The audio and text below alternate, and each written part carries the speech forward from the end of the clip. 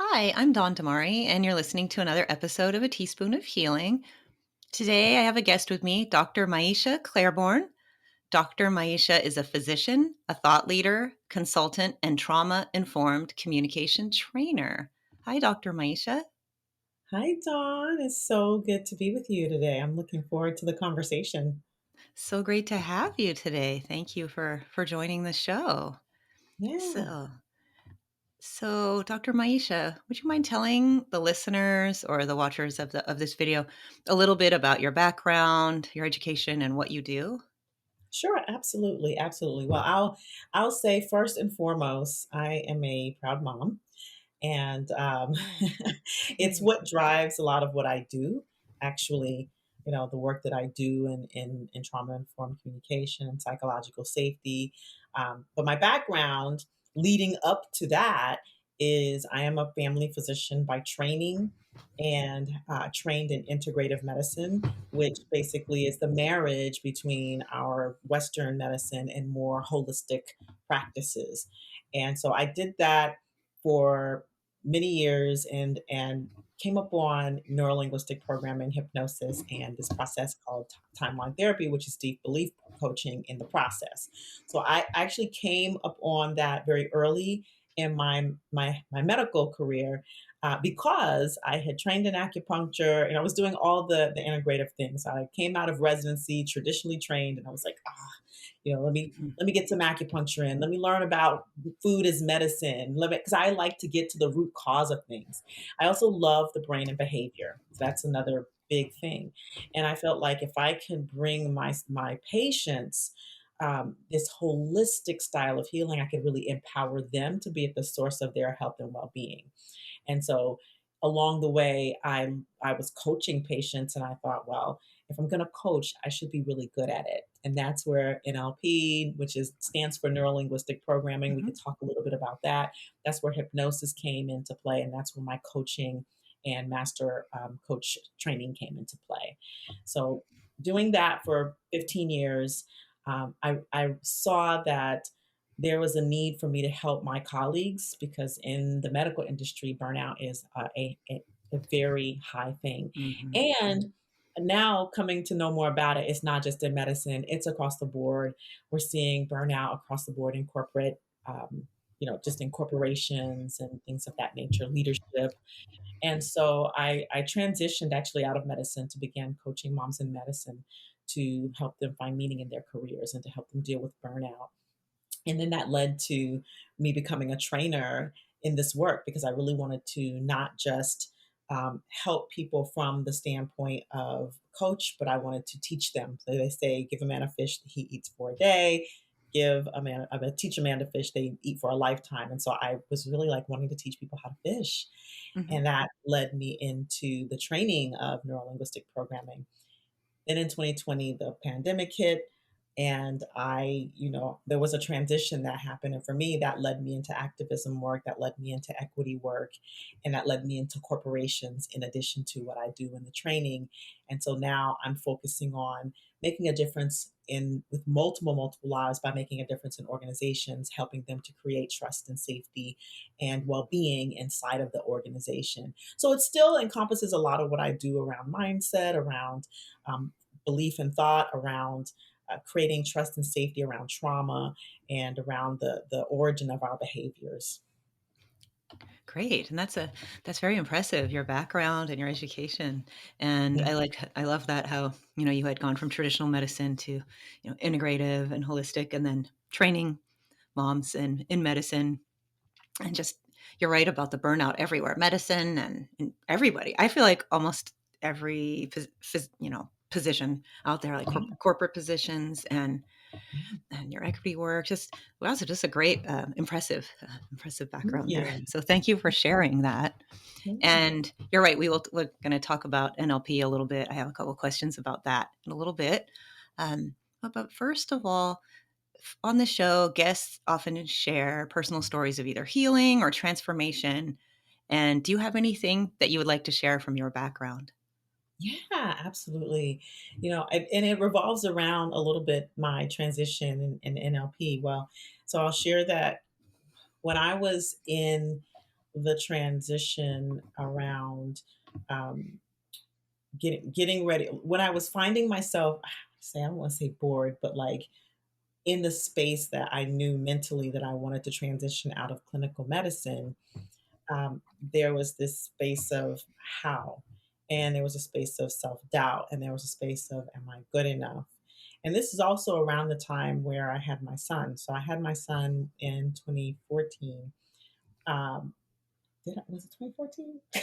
Like, yes, it Oh, was they do grow so 2014. fast. It's gonna be 10 in October. I was like, wait a minute, what Oh. year was I get it. that? That's what happens when you get of a certain age, you start to lose track of time. Tell me Uh, about it. so so yeah, so then just a couple of years earlier was when I had decided, like, I think it's time for me to transition out. But I was very confused, and I was like, I don't know that I can be anything other than a doctor, like I don't Mhm, know that I can do anything else.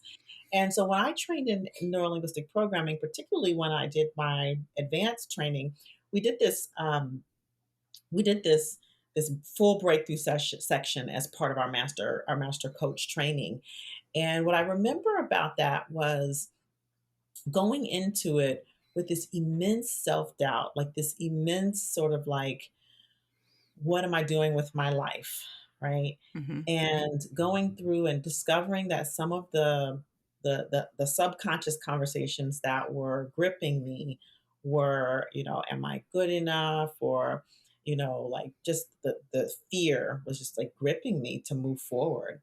And I had never known myself to like have those kinds of conversations because I just, pushed through med school, pushed through college, pushed through all life. And for that to come up, um, it really, once I got rid of that, it unleashed me, and I was able to make my full career transition successfully, and um, do that as a single mom.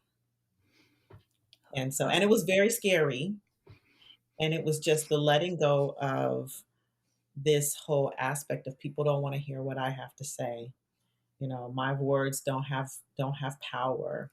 Like all of these things that I used to think to myself, that I used to kind of live under the surface, just they sort of fell away inside of this work of neurolinguistic programming. mhm. That's thank you for sharing that. Now, about neurolinguistic programming.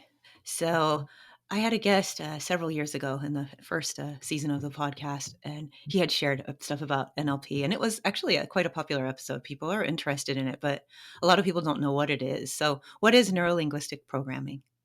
Yes, neurolinguistic programming is it's a way that we use our language, spoken and unspoken, to empower ourselves. So I'll break it down a little bit more.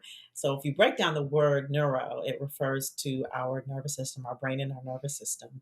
And we're receiving so much information all the time into our nervous system from what we see, hear, feel, touch, smell, taste. I mean, in fact, it's 11 million bits of information per second. Can you imagine? That's like a ton of information. Mhm, And so we're receiving all this information neurologically. And then we have linguistic, which is our language. So what happens is we receive this information and it gets encoded into language. It gets encoded into words.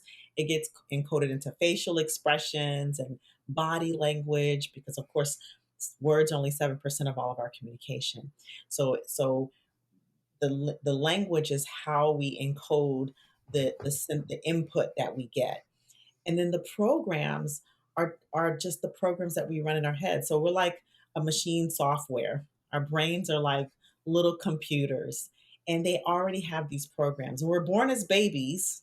There's sort of this like brand new hard drive. And then as mhm, we live and we learn from our parents, we learn from a society, we learn from our friends, it begins to model and create these various programs. And some of the programs work, and some of the programs don't work. And some of the programs can be infected with viruses, and some of the mhm, programs can glitch, and the programs are influenced by lots of different things. Sometimes our memory gets jammed. So, like, it really is like that. And so, what neurolinguistic programming, it has tools and techniques and language patterns, and it's kind of a way of life of how we begin to look at what are the programs that we're already running? Are they working or not working? And what are the tools that we can use to help them to work, to clean the hard drive, to upgrade our software so that we can be our best selves? That's really cool. I like the analogy with computers and the hard drive. And like you had said, when we're babies, it's just like a clean, like when you get a brand new computer and there's nothing on the hard drive. You haven't you're not going to transfer anything over when you're a baby, but you say it's just brand new and it can get Yeah. corrupted with viruses and there can be whatever you put in. Yeah, it's Hmm. interesting. So how can we use NLP to reframe our mindset? It really gets hard to change things in our lives, especially as we get older. Hmm. Each year that we, get older, it's a lot harder. When we're young, it's easier. Hmm. We're teenagers or in our 20s. But how can NLP help us with that? Reframe our mindset. Well, yeah. I mean, the first thing that I think that was so great about NLP is that it works at the unconscious level, right? And Okay. so, consciously, we can consciously change. I mean, that is a thing. People quit consciously cold turkey, smoking. People learn, they discover all of these things, and they learn consciously. But there's always, if you think of it like an iceberg, you see an iceberg in the ocean, you can only see the top part of that iceberg. And then, the ocean is a very, very, very deep thing. And so, Mhm. and deep below the surface of the ocean, there's this huge mass. It's very much like that with our conscious mind and our unconscious mind, where what we are conscious of at the surface is just a fraction, 10%, in fact, of what is actually happening beneath the surface. And so NLP gets at that. It gets at transforming what are the things that we don't know about ourselves, and then some of the tools, the techniques, and the language patterns that you learn in NLP help to sort of suss out what are the programs that we're running that are sabotaging our lives. What are the ways that we're interpreting things, interpreting the world, that are not, or interpreting ourselves, our self-belief, that are not serving us. It helps Mhm. us to like really find the lies that we're telling ourselves that make us think bad things about ourselves. Right. So that's a lot of what NLP does. And there are a lot of different, because of the discipline itself is very vast. There are different tools that can be used, like reframing, which is using words to change the focus of one's thinking, to help you see a new perspective. There's powerful questioning, that's basically questioning, like if there's an assumption that you're making, questioning that assumption to have you think about it differently, asking very specific, powerful questions to help you think about that differently. So there's a lot of different tools that we can use. We can even use our senses and visuals, like to actually reframe from a picture standpoint what we're seeing in our heads, to help to have it, go down into the way we experience the world in our bodies. So there's just so many different tools that can be used.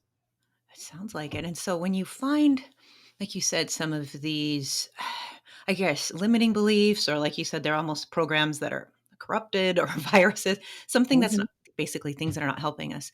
So when you notice them, so how can you reframe them? I guess can you kind of just delete them somehow or just kind of ignore it and put something else in its place?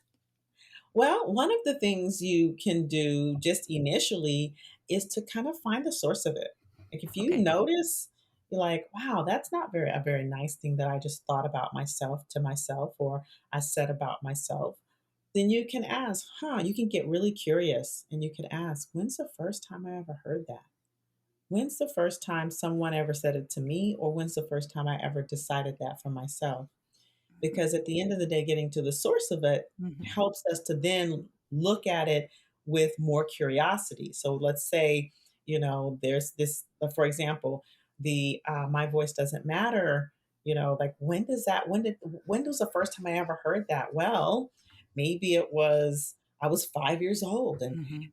I was trying to communicate something, and I kept getting interrupted, and maybe I got interrupted so many times that I decided in my mind that my voice didn't matter. And then when I go back and I really look at that, because our ability to see things as, say, like a 50-year-old is very different than a 5-year-old. So if I were to then go and look at that and look at it from different points of view, and this is what I help people do as a practitioner, as I really help and guide them in these various positions of looking at things, then I can see, oh, I was 5 and the grown up was doing what they were doing and it had nothing to do with my voice mattering. And then it helps you to release that old belief when you see the source of it and you see contextually it was out of pocket, right? Mhm. Mhm. It was just like something that happened. Yeah, But as a 5-year-old, it's huge, you know? it is. It So really that's, is. yeah, that's how it works in a sense. Oh, so you're basically kind of finding the root cause. They say that in functional medicine, the root cause of, Mhm. like, you would definitely know of what is the root cause of this. Instead of just treating the symptoms. So it's the same thing kind of with thoughts like self doubt or self defeating. You can go in and you can use these tools to find um, the root cause of that. Of course, probably with help. I don't, with somebody like you could help Mhm. somebody do that. Okay, Yeah, that's really cool. absolutely, and I love that you brought that root cause. I mean, it's like you speak my language. We talk about root cause because that's Mhm, actually why I went into integrative medicine, mhm. was to find the root cause. It's why I Yes. majored in psychology. It's like, what's the root cause? And Mhm. so you're exactly right. Like, it's finding the root cause of that behavior or that belief, and then being able to dismantle that ineffectiveness. And yeah, it's most effective when you do it with a person. Although Yeah, I can see sometimes, that. there are people who can discover the root cause and be like, oh, you know what, that's not true, and can shed it on their own. So it's not that Wow. people can't do it on their own, but a lot of times they can do it to a point, and if they don't really release it at the subconscious level, then someone like me, it's a person. Like, if you find that you may have released a belief, but then you keep coming up on the same things over and over again, the same walls over and over again, then there may be a deeper conversation.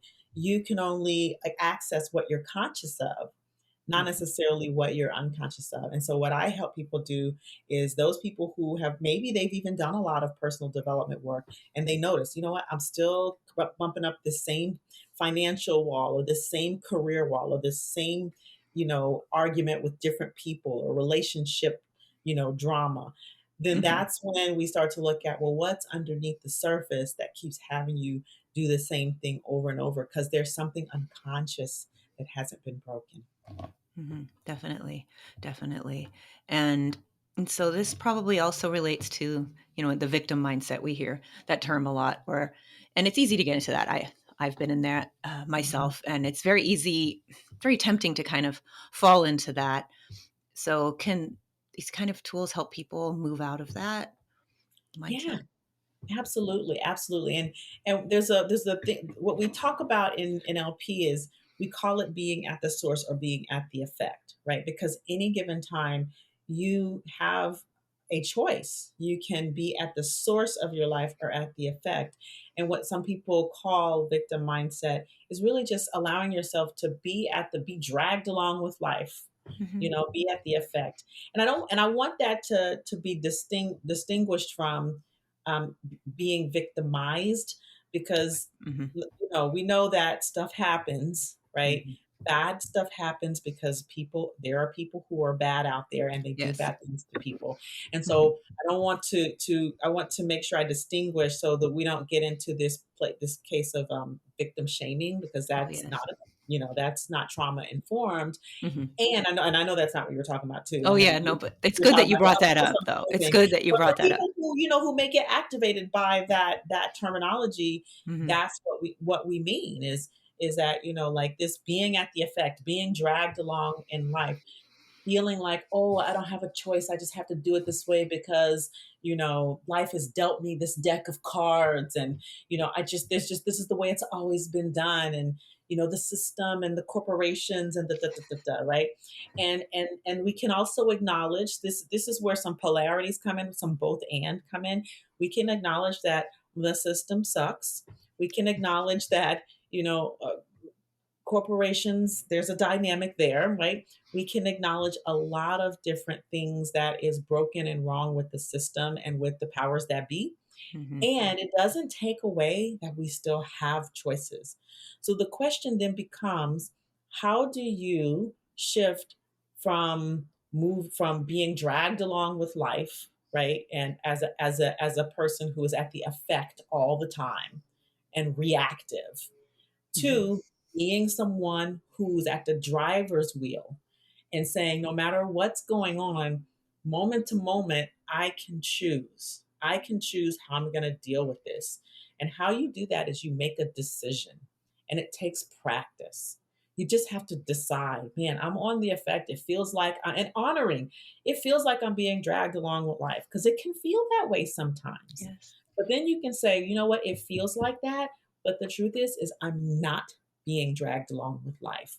I can choose, even if it's the littlest things, like I can choose what I have to eat. I can choose what time I wake up in the morning. I can choose how I choose to exercise. Like all of these various little things that you can choose, and those little choices can build into bigger choices that actually can shift and change your life. Yeah, I really like that. Thank you. And also, yes, definitely as a victim, sometimes when you use that term, and even I don't like the terms too much, victim mindset, because yeah, there are, like you said, there are, the system has problems, and there are, of course, bad actors. There are people who are predators, and people that have, unscrupulous, and they can victimize people for sure. And so people should never feel guilty. Um, I just know in my life there have been times where I've kind of been in that effect, like you had said, and then it is hard to get out of that. But once you really realize, you can make even a small, I like how you mentioned you can make even a small choice. Like, I'm going to choose what I'm going to eat. I'm going to choose when to wake up. I'm going to choose just the smallest things. Even if you don't have a lot of control in a lot of the rest of your life, Mhm. um, you can make these small choices. And that's very empowering, actually. It's Yeah, very it's like empowering. what the question you ask yourself is, okay, I have to have this job because this job pays my bills, and this Hmm. job is so toxic, and I don't have a say, and there could be all of these things, right? And you say, well, Right. okay, what can I control? Well, I can close my, if you have an office, I can close my door for 5 minutes and take a break. Or if you have a lunch, I can walk outside and eat that lunch. Or I can find a little quiet corner and eat my lunch. Or I can clock out right on time and not think about work when I leave work. Like what can you control? What can you choose at any given moment? And it helps to build the muscle of choice to the point where at some point you may decide, you know what, I actually don't have to stay in this job. I actually can choose to look for another job. Like that's the way that builds. Yeah, I like that. It builds on itself. So once you feel more confident and more empowered, then you can make larger changes just Yeah. from the smaller changes. That's really Mhm. cool. And so, as about confidence, are there any other ways that you have found in your life that help you increase your confidence, especially as Yeah. an entrepreneur? Like you started, your own, basically your own. You went on your Right. own. Yeah, I will say that, besides we talked about sort of dealing with some of the limiting beliefs, I think community is super helpful. Finding like minds, people who are on a similar journey that you can trust.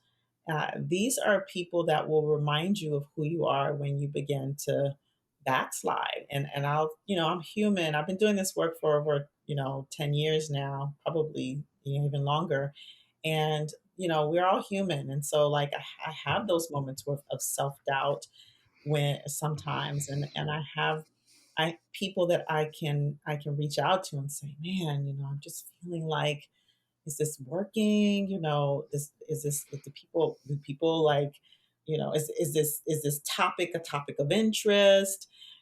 And knowing that I know I have the expertise, but still, like, am I going in the right direction? Mhm. And then I have these people in my life that'll be like, no, absolutely, people need what you have, and reassure me. And so community, I think, is so important. Even as like a mom, Mhm. I have a community of moms because number one, I'm a single mom. Number two, I have one, and most of my friends have children who are grown because I started a little bit later. And so, I go and I meet with my mom community, and I'm like, man, my son said this to me, and or oh, let me tell you what happened the other day. Is this normal? Is this normal 9-year-old behavior?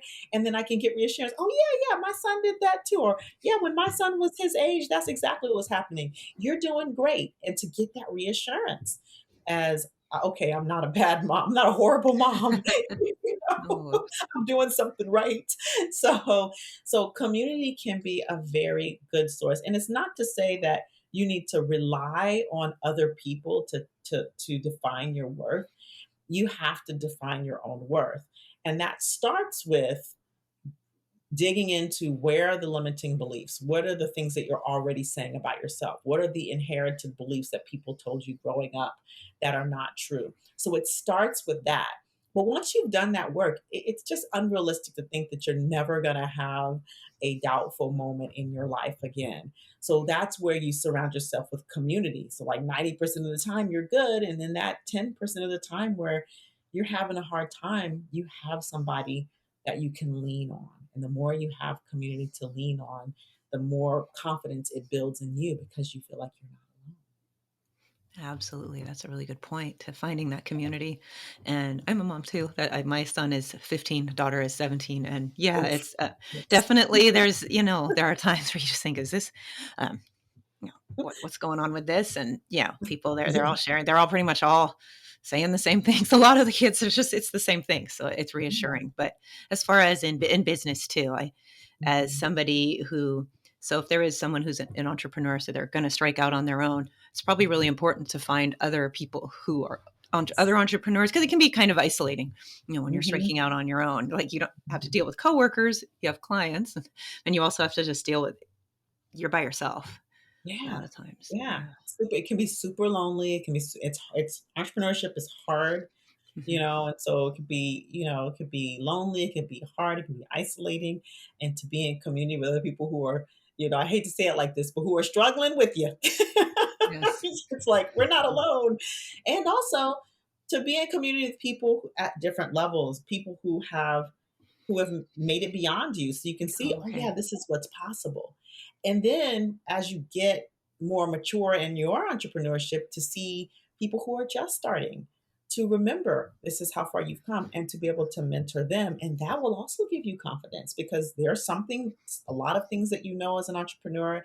If you're, what we call mid career in your entrepreneur journey, that that other people who are just starting don't know. And to be able Hmm. to mentor, those are the people who, those are the moments that build that confidence. That's really cool. And so, what are some places? Where are some places that people can find this community? Especially, I guess, as entrepreneurs. I know as moms, we can, the moms at the school, or we Mhm. can join like a parents group. So, as far as in a community, would it be, I guess, a chamber of commerce, or I guess, just circulating? You can use LinkedIn. I guess I'm Yeah, just thinking for absolutely. brand new entrepreneurs. I have found some of my best, I call them my best biz besties, on Facebook, on LinkedIn, the Chamber of Commerce. Now that we're back in person again, I think it's a great way. Industry, like whatever industry you're in, like for example, next week, by the time this is out, I probably would have been to the conference, but at the time of this recording next week, I'm going to an industry conference Oh, cool. and or I'm going to get to meet a lot of people who are in this like minds, who believe the same things or doing similar things. So industry conferences or meetups, those are all very good places to meet entrepreneurs or people who value and need your work as well. Great, great. It's a really good suggestion. But for whatever industry that people are in, that those so many conferences actually, and there's so many. Oh Um, yeah, and like you said, especially now that things are in person, we can take advantage of that again. So it's really cool. And as yes. well as using the online resources, which are so useful.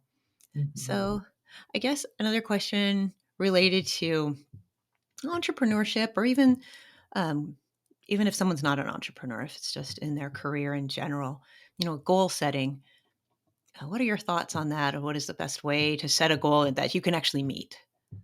Yeah, I think that um, number one, you have to be very specific about your goal. And when I teach people to set goals, I often, to get the specificity of it, have them step into the future as if that goal has already happened, and kind of see and hear and feel the feelings of having achieved that goal. Like, what's happening? And, like, what specifically are they noticing the goal to be? So, like, the SMART goal, specific, measurable. How do they measure that they've got that goal? Of course, the A can be for achievable, but it's also for actionable, right? It's a goal that requires action, that is action oriented, and of course, realistic and timed. What is the time period? And the time period can actually be where you measure the achievableness of it. Because Mhm. if you say, well, I want to make $100,000 by the end of the month, it's the 15th and you've never made more than $10,000 in a month before. I mean, Yeah. no, it can Yeah. happen, but the likelihood, right? Nothing's impossible, but if you say I want to make $100,000 by the end of the year and it's March, then you have a good, and you've only made, let's say, maybe you made $50,000 the previous year. That's very possible. You can double your income. So you just have to know what is the structure that will require that. So understanding, creating a time, and I think for each person, they know their industry, they know what they need to do, but Mhm. create realistic and timed or together. It's all about, what are the structures that you already have in place to achieve that goal. And then from that standpoint, once you have your SMART goal, it's very useful to break down to get all of the components or structures you need to achieve that goal and to put it in a calendar so Mhm. that it gets done, and block off the time to do it, right? Great to have a goal, but if you don't have a structure, it's just an idea and a wishful thinking. Absolutely. And I really like the reference to SMART goals, have a lot of Mm, experience with that and people are that's very familiar to people, but the calendar, because it's great to even write down, you can write mhm, down the SMART, okay, it's specific, it's measurable, it's achievable, mhm, all these things, but it's still just an idea until you're actually putting it into a plan, like put it in mhm, your calendar, put it in a plan or whatever you use. And that's really mhm. helpful. Gosh, Yeah. everything has been really helpful that you've brought up in this interview. I really enjoyed talking to you. Yeah, me So too. for as far as working with you, how can people get in touch with you, and what kind of programs do you have to offer people? Absolutely. Well, I have, so there are a couple of ways that people can work with me. So if you want to work one-on-one with me, like if you've realized through this conversation, oh, there are some things that are holding me back, and I think that they're probably in the unconscious mind, then I do one-on-one coaching.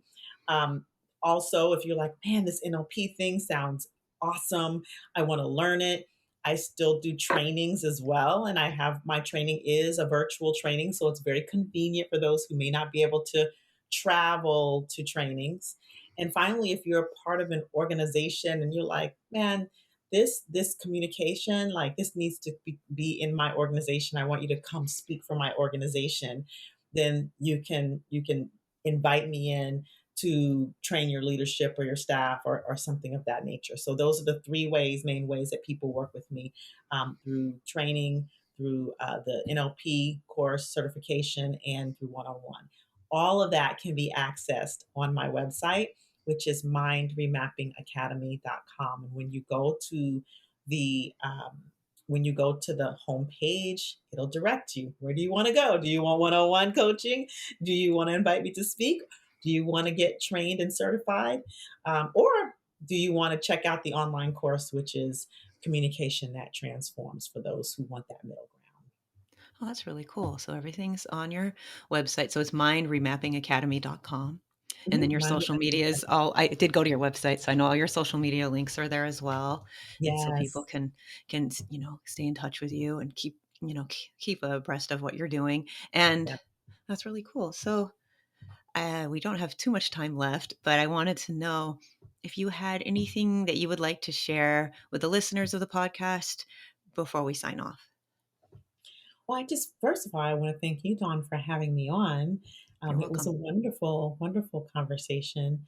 And I just want to encourage the listeners to, if you want to reach out to me on LinkedIn or Facebook or Instagram, that's all / Dr. Maiysha.